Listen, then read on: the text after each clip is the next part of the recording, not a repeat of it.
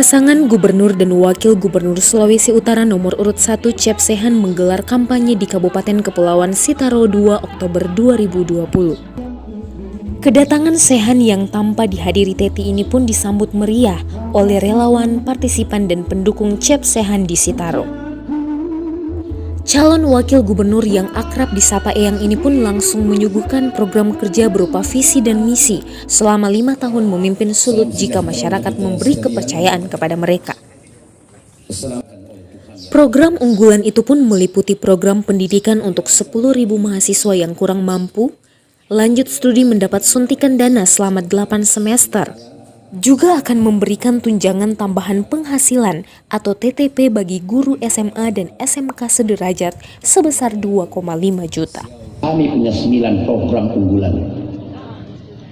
Yang pertama pada sektor pendidikan, kami siapkan 50 miliar untuk membayar 50 miliar setiap tahun 10.000 mahasiswa yang tidak usah membayar uang semester. Gubernur dan wakil gubernur yang akan bayar selama 8 semester 200 miliar kami siapkan. Seandainya mahasiswa itu banyak dari kalangan orang miskin, maka kami akan tambah anggarannya sampai 100 miliar per tahun. Jadi untuk berikut, dikala kami terpilih 10-20 ribu mahasiswa dari kalangan orang yang tidak mampu, semua uang semesternya akan ditanggung oleh gubernur dan wakil gubernur lewat dana APBD. Bagaimana dengan cara? Gubernur harus lakukan MOU dengan semua perguruan tinggi. Setiap jatuh tempo pembayaran uang semester, maka masing-masing fakultas melakukan tagihan di kas daerah. Tidak perlu itu mahasiswa lagi mau pusing-pusing untuk proposal. Apalagi orang siapkan? Siapkan 25 miliar untuk kesejahteraan tambahan pendapatan guru SMA, SMK dan sederajat, apalagi di pulau-pulau. Yang tidak ada tambahan pada orang pengurusan semua mesti ke provinsi. Kita harus tambahkan dari 1 juta sampai 3 juta tergantung tingkat kesulitan dan jaraknya ke provinsi. Tambahan pendapatan para guru SMA dan SMK yang menjadi tanggungan dari pemerintah provinsi. Itu untuk sektor pendidikan. Di sektor kesehatan, program BPJS dan KIS juga akan mendapat topangan. Keluarga pasien jaga akan diberikan dana sebesar 100.000 per hari selama 15 hari. Yang kedua apa? Sektor kesehatan. Terlalu banyak rakyat yang tidak mendapatkan KIS dari program pemerintah pusat dan BPJS pemerintah daerah. Banyak kalian tidak ada sehingga kalian menggunakan BPJS mandiri, bayar sendiri. Betul?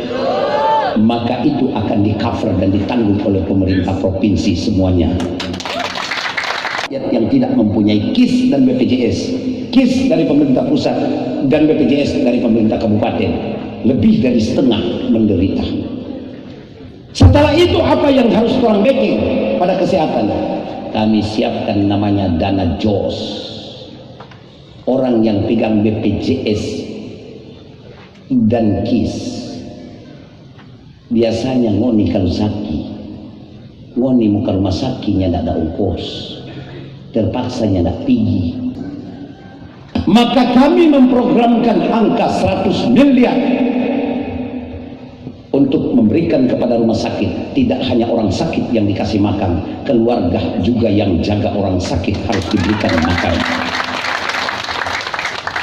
Namanya JOS, jaga orang sakit, 100.000 per hari. Sektor ekonomi rakyat, yaitu program UMKM 3 juta yang diberikan kepada masing-masing pelaku usaha yang ditopang dari APBD provinsi. Kemudian apa lagi pada sektor kesehatan, pada sektor ekonomi rakyat? Apa yang kurang bikin? Yaitu bantuan modal kepada UMKM, 50.000 pengusaha kecil, mama-mama, papa-papa yang perlu bajuan diberikan modal 3 juta secara cuma-cuma per orang. Cep Sehan juga akan memberikan 90 miliar untuk bangun setiap tahun 3.000 rumah rakyat. Selanjutnya apa lagi? Kita siapkan 90 miliar untuk bangun setiap tahun 3.000 rumah rakyat. 3.000 setiap tahun kita akan bangun rumah rakyat. Satu rumah 30 juta. Bagaimana cara bangunnya? Yang ada rumah, ada tanah, tapi rumahnya tidak bagus, bongkar kok bangun DP rumah. Ada tanah, tidak mampu bangun rumah, bangun DP rumah. Tidak ada tanah, tidak ada rumah, maka berikan tanah dan bangun rumahnya. Kami siapkan anggaran sampai 200 miliar per tahun. Tidak hanya itu, dari total APBD provinsi 5% diploting di bidang agama untuk kesejahteraan imam, pendeta, kegiatan keagamaan, pembangunan rumah ibadah, dan lain-lain. Maka kami programkan 2,5 sampai 5% untuk keagamaan. Untuk apa? Pembangunan fisik gereja dan masjid tempat ibadah. Kedua, kesejahteraan imam dan pendeta, penatua serta pegawai syar'i. Yang ketiga apa? Kegiatan keagamaan supaya tidak terlalu terbebani kepada jamaah. Cukup diakonia perpuluhan dengan derma. Tidak usah kasih beban yang lain. Ada rakyat pedoi, ada di pemerintah. Orang mau kasih. Kalau bangun gereja, bangun. Kenapa di pedoi? Tidak usah lagi bebankan rakyat lagi butuh hidup. Lanjut, Chef dan Sehan pun menyiapkan program asuransi dan bantuan lain yang menjadi kebutuhan nelayan. Nelayan usia 45 tahun ke bawah yang mengalami musibah kecelakaan dan kematian mendapatkan santunan sebesar 150 juta. Sedangkan nelayan usia 45-70 tahun mendapatkan santunan 40 juta. Nelayan, bagaimana? Nelayan tentunya untuk bilang mau kasih parau 20 GT, 30 GT, 17 GT, 15 GT, 10 GT, 7 GT, yang 3 GT, 5 GT, itu kebiasaan, biasa. Tapi kami anggarkan 100 miliar untuk asuransi kepada para nelayan. Jadi kalau ada nelayan yang meninggal di bawah 45 tahun, langsung dapat santunan keluarganya ahli waris 160 juta. Berbagai program-program yang menjadi unggulan paslon cagup dan cawagup nomor urut 1 ini banyak menuai simpati dan apresiasi dari masyarakat yang dinilai oleh mereka begitu pro rakyat. Saat ditemui oleh tim media Cahaya Utara, Eyang sapaan akrab beliau pun berterima kasih atas sambutan masyarakat Siau Tagulandang Biaro yang begitu antusias dengan kedatangannya. Pertama tentunya saya sebagai orang juga dari daerah yang sangat menjunjung tinggi tentang adat istiadat, dan saya sudah mengenal betul tentang adat Sangihe Tuntalaut. Tentunya apa yang dilakukan kami Ketua DPD 2 Golkar dan teman-teman menyambut saya dengan adat itu adalah satu penghormatan. Kebetulan saya satu-satunya pemimpin di Lampung Raya yang diberikan gelar adat tertinggi, yang kemungkinan tidak ada lagi yang bisa mendapatkan itu. Itu 2 tahun lamanya mereka minta, tapi kemudian lama baru saya iakan. Gelar adat itu berarti bintang tertinggi penerang daerah, itu sudah itu gelar tertinggi dari adat seorang pemimpin.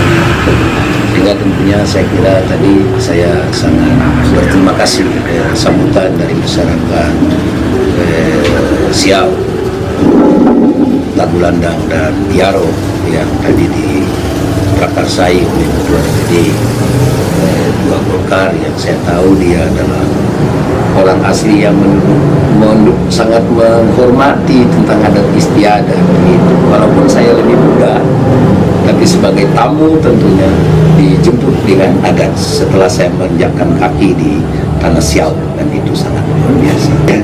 Kalau saya lihat masyarakat itu kan umumnya di mana-mana, karena kebiasaan orang para kandidat datang kampanye persoalan yang biasa-biasa, tapi saya datangkan dengan pola dan cara yang berbeda, sehingga tadinya dia biasa-biasa.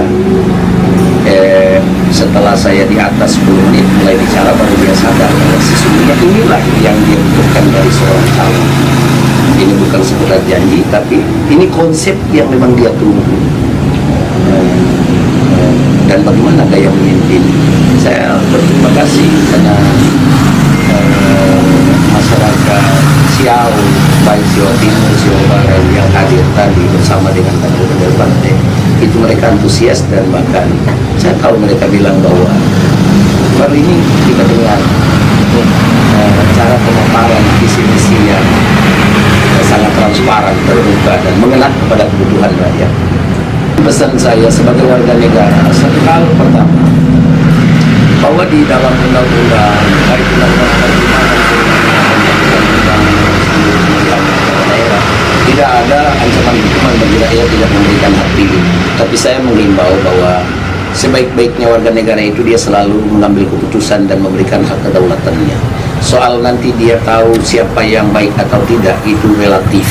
Tapi paling tidak sebagai warga negara harus tetap memberikan kontribusi terhadap pembangunan daerah lewat pemberian hak kedaulatannya.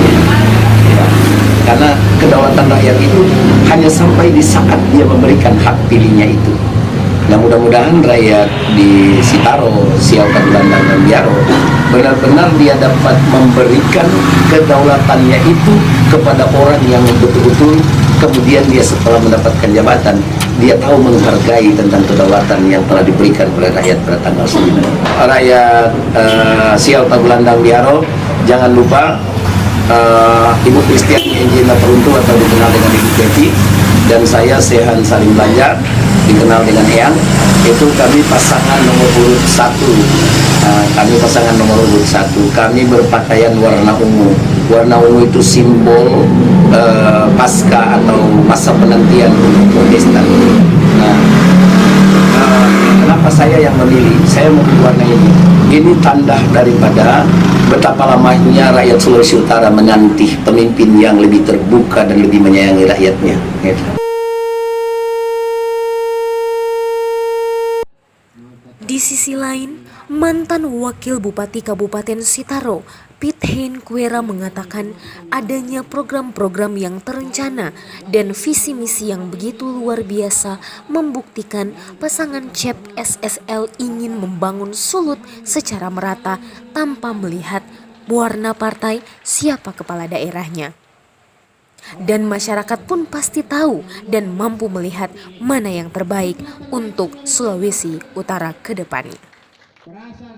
Sampaikan hasilnya orang yang betul-betul yang menyangkut seorang birokrat yang cukup berpengalaman dan memang suatu program yang memang terencana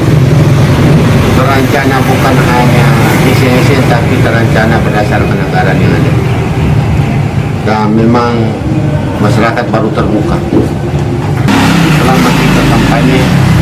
Baru tadi kita lihat orang punya visi dan misi untuk membangun Sulawesi Utara ke depan luar biasa.